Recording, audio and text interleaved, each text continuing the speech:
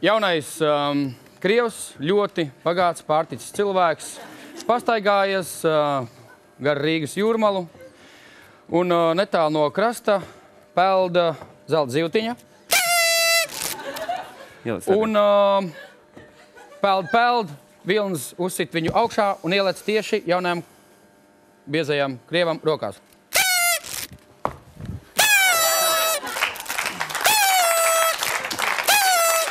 O, jaunais krievs, palaid man atpakaļ jūrā.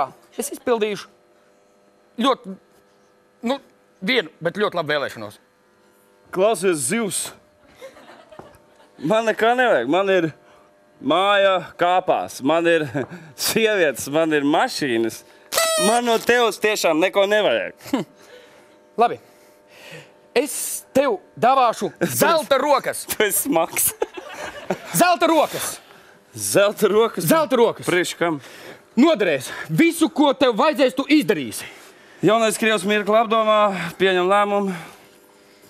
Tiešām, kāpēc ne? Lai man būtu zelta rokas. Palaiž zivtiņu atpakaļ jūrā, iekāpēc pastaigas savā mašīnā, brauc lepni, pēkšņi, kā tas bieži gadās, noiet gaiss ratam. Jaunais krievs izkāp ārā, paskatās, pasvit par ratu. Tu būsi rats. Pasvit par ratu. Tiešām mīksts. Sniedzās pēc telefona, lai zvanītu meistaram, bet te zelta rokas pēkšņi.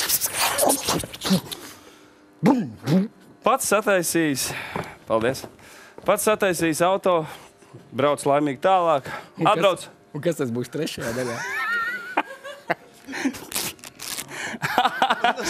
Atbrauc mājās. Ai, labi, pie dabas esmu bijis pastaigājies. Varbūt, ka varētu pazvanīt šefpavāram, lai kaut ko man uzgatavo. Pēkšņi rokas paši, čak, viss satais. Jaunais krievs labi pēda, kārtīgi pēs, labi pastaigi bijusi. Tev nevajag. Es arī. Varbūt varētu pazvanīt kādai meitenei. Pēkšņi zelta rokas viss izdara.